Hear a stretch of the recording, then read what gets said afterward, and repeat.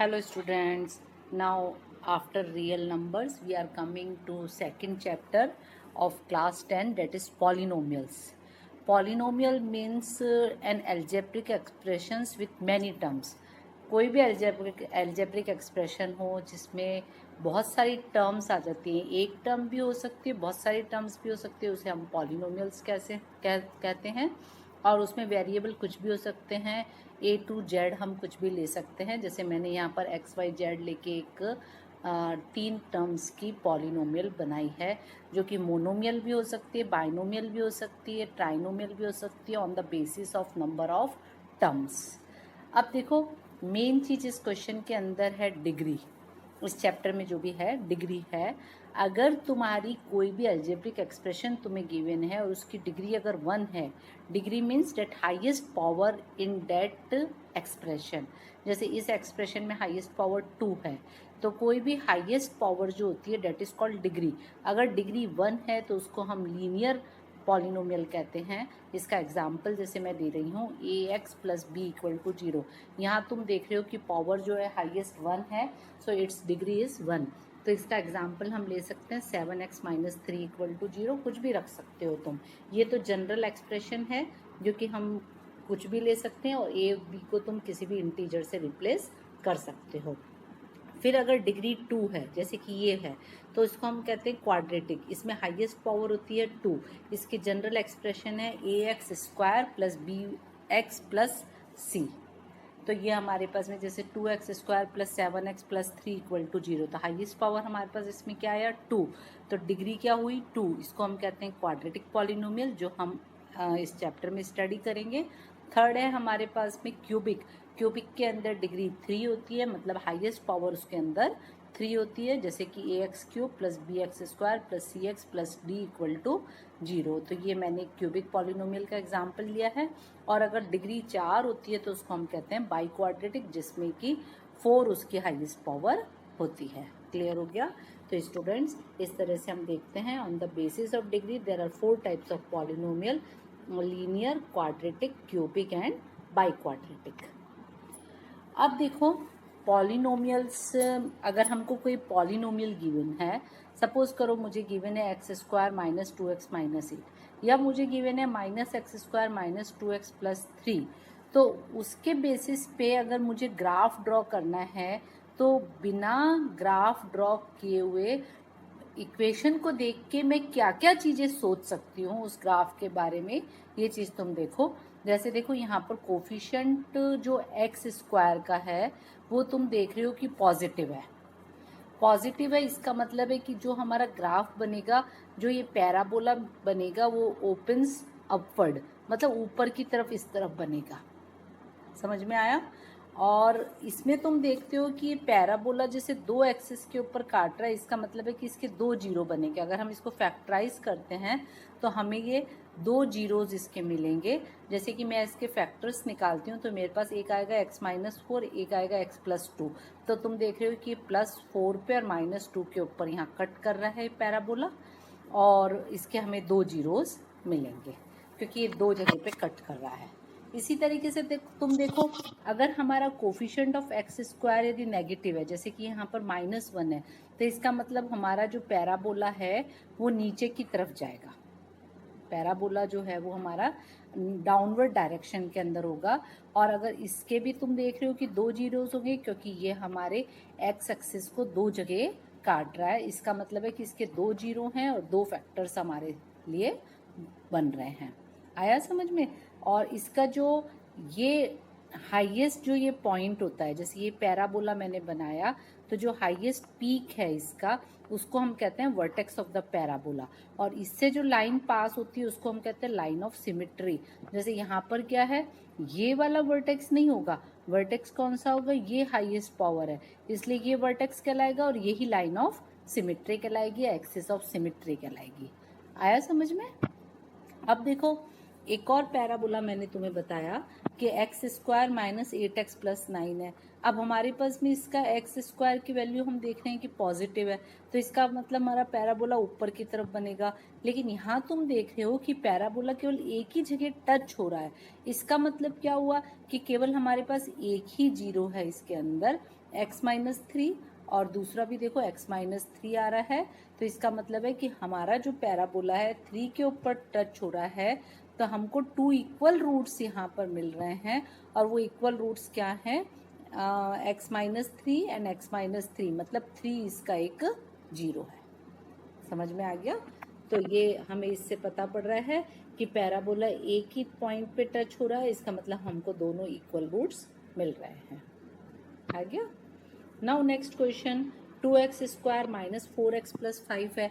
अब इसमें तुम देख रहे हो वापस एक्स स्क्वायर का कोफिशिएंट हमारे पास में पॉजिटिव है, तो पैराबोला अपवर्ड डायरेक्शन के अंदर है। और जब मैं इसके फैक्टर्स निकालती हूँ तो इसके कोई भी फैक्टर नहीं निकल रहे हैं, तो क्योंकि पैराबोला भी तुम देख रहे हो कहीं भी टच नहीं हो रहा है एक्स एक्सिस के ऊपर, न तो टच हो रहा है न क्रॉस हो रहा है। इसका मतलब है कि इसके कोई भी जीरोज नहीं हैं और इसके कोई फैक्टर्स नहीं बन रहे हैं। आया समझ में? अब नेक्स्ट हम एक जनरल एक्सप्रेशन में ले रही हूँ क्वाड्रेटिक पॉलिनोमियल की, that is ax square plus bx plus C. ये हमने क्या लिखा है? fx। fx का मतलब होता है, जैसे मैं यहाँ fx लेती हूँ, px लेती हूँ, तो इसका मतलब होता है गिवन पॉलिनोमियल इन x variable, using x variable. अगर हम y ले रहे हैं यहाँ पर अगर हमारी एक्सप्रेशन में, तो हम fy लिख देंगे या py लिख देंगे, डिपेंड्स ऑन आवर वेरिएबल। अब देखो इसके दो फैक्टर्स हैं मेरे पास में, एक तो है x माइनस अल्फ़ा और x माइनस बीटा। मैंने इसके दो फैक्टर निकाले, तो बाय यूजिंग फैक्टर थ्योरम तो हमारे पास में हम इसको कर सकते हैं एफ एक्स इक्वल टू के x minus alpha and x minus beta. के यहाँ पर क्या है? कांस्टेंट है। तो हम इसकी जो a x square plus b x plus c है, इसकी पॉलिनोमियल हम कैसे लिख सकते हैं? X square minus alpha plus beta plus alpha beta. Alpha beta तो क्या हुआ? प्रोडक्ट ऑफ द जीरोस, और अल्फ़ा प्लस बीटा क्या हुआ? Sum of the zeros.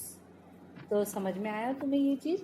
ये छोटी छोटी चीज़ें मैं बता रही हूँ कि ये तो हैं जीरोज इसके, x minus alpha and x minus beta. Alpha और बीटा दो जीरोज हैं, तो इसके दो फैक्टर्स हमारे पास में क्या हुए? x minus alpha and x minus beta. और अगर मुझे जनरल एक्सप्रेशन इसकी पॉलिनोमियल अगर उसको लिखना होता है, तो हम किस तरीके से, अगर हमें जीरोस दिए हुए हैं तो हम क्या करेंगे? उन जीरोस का प्रोडक्ट निकाल लेंगे और सम निकाल लेंगे। उसके आधार पे हम पॉलिनोमियल कैसे लिख सकते हैं? के कांस्टेंट है, x square minus x alpha plus beta plus alpha beta. Comparing the coefficient of like terms, तो हमारे पास में क्या आ जाता है? ए इक्वल टू, देखो जैसे मेरे पास में ये इक्वेशन है, तो ए इक्वल टू के, बी इक्वल टू माइनस के अल्फ़ा प्लस बीटा, और सी इक्वल टू अल्फ़ा के अल्फ़ा बीटा। तो अल्फ़ा प्लस बीटा मेरे पास में क्या आया? माइनस बी अपॉन ए, और अल्फ़ा बीटा मेरे पास में क्या है? सी अपॉन ए। तो सम ऑफ द जीरोस क्या हो रहा है? माइनस बी अपॉन ए। माइनस बी अपॉन ए का मतलब क्या हुआ? Coefficient of x upon coefficient of x square. ये तो है हमारा बी और ये ए, तो बी तो क्या है? कोफिशिएंट ऑफ एक्स, और ए क्या है? Coefficient of x square. ऐसे ही अगर मुझे प्रोडक्ट ऑफ द जीरोस निकालना है, तो वो मेरे पास में हो जाएगा सी अपॉन ए। तो सी क्या है? कांस्टेंट टर्म, और ए क्या है? Coefficient of x square. तो हमेशा ध्यान रखो सम ऑफ द जीरोस हमारे पास में क्या होता है? कोफिशिएंट ऑफ एक्स माइनस में, और upon coefficient of x square, और सब प्रोडक्ट ऑफ द जीरोस क्या होता है? Constant term upon coefficient of x square. तुम देख रहे हो कि डिनोमिनेटर दोनों में सेम है, चाहे हम सम ऑफ द जीरोस ले रहे हैं चाहे प्रोडक्ट ऑफ द जीरोस ले रहे हैं, केवल न्यूमरेटर दोनों में अलग है। यहाँ पर कोफिशिएंट ऑफ एक्स है नेगेटिव में, और यहाँ कांस्टेंट टर्म है। समझ में आ गया? तो इस तरह के क्वेश्चंस आगे आएंगे, उसमें जीरोस का तुम्हें प्रोडक्ट या सम पूछा जाएगा, तो उसमें तुम्हें डायरेक्ट ये फॉर्मूला लिखना है, माइनस बी अपॉन ए या c upon a, depends on the question. अब देखो एक्सरसाइज 2.1 में कुछ भी नहीं है, उसके अंदर केवल तुम्हें ग्राफ दिए हुए हैं, तो तुम्हें देखना है कि एक्स एक्सिस को वो कितनी बार काट रहा है तो उतने ही उसके जीरोज़ होंगे। अगर वो 2 जगह काटता है तो 2 जीरो हो जाएंगे, 3 जगह काटता है तो 3 जीरो हो जाएंगे। अगर कहीं भी नहीं काट रहा है तो इसका मतलब उसका एक भी जीरो नहीं है। ठीक है, अब हम नेक्स्ट क्वेश्चन पे पहुंच रहे हैं। एक्सरसाइज 2.2 के क्वेश्चन नंबर 1 मैं ले रही हूँ, find zeros and verify the relationship. अब देखो क्वेश्चन बहुत अच्छा है, पहले हमें जीरोज निकालने हैं इसके अंदर, फिर हमको रिलेशनशिप शो करनी है कि जो हमारे फॉर्मूले से और हमारे जीरोज निकले हैं क्या वो सही है, क्या वो दोनों इक्वल आंसर दे रहे हैं या नहीं। तो देखो x square minus 2x minus 8, मैंने इसको स्प्लिटिंग मेथड से इसको फैक्टराइज किया है। X square minus 4x plus 2x minus 8, सबको स्प्लिट मेथड से फैक्टर्स बनाने आते होंगे कि हम मिडिल टर्म को कैसे स्प्लिट करते हैं। तो मैंने माइनस 4x और प्लस 2x इसके दो फैक्टर्स मिले मुझे, जिससे कि मैं मल्टीप्लाई कर रही हूँ तो मेरे पास में माइनस 8 आ रहा है, और इनको मैं सम कर रही हूँ तो माइनस 2 आ रहा है। अब देखो यहाँ कॉमन लिया मैंने x, तो x माइनस 4 बचा, और यहाँ 2 कॉमन लिया तो x माइनस 4, तो हमारे पास में एक x माइनस 4 आ गया, एक x प्लस 2 इक्वल टू 0 आ गया, क्योंकि हमें पता है every polynomial is equal to 0। अब मेरे पास हो गया x equal to 4 and x equal to minus 2। अब हमारे पास में इसका मतलब है कि अल्फ़ा, ये एक जो जीरो है इसको मैं अल्फ़ा ले लेती हूँ, दूसरे वाले जीरो को मैं बीटा ले लेती हूँ। तो अल्फ़ा मेरे पास 4 हो गया, बाय मिस्टेक यहाँ मैंने माइनस 2 को माइनस 1/2 लिख दिया, जो गलत है। माइनस 2 ही है, इसको क्या हमें रीड करना है, माइनस 2, तो बीटा भी हमारा माइनस 2 है। अब देखो मेरे पास में जनरल एक्सप्रेशन क्या होती है, a x square plus b x plus c, तो यहाँ पर लिखो a x square plus b x plus c, उससे मैं कंपेयर करूँगी तो ए मेरे पास क्या हुआ इस इक्वेशन में 1, बी क्या होगा माइनस 2, और सी क्या होगा माइनस 8। अब सम क्या होता है माइनस बी अपॉन ए, तो मैंने माइनस बी अपॉन ए की जगह क्या लिखा, ये माइनस है, माइनस माइनस 2 अपॉन तो प्लस 2 आया। अब हम सम ऑफ द जीरोज अगर मैं निकालती हूँ 4 और माइनस 2 का, तो मेरे पास प्लस 2 आ रहा है। देखो दोनों केस में हमें प्लस 2 मिल रहा है, इसका मतलब वेरीफाइड है।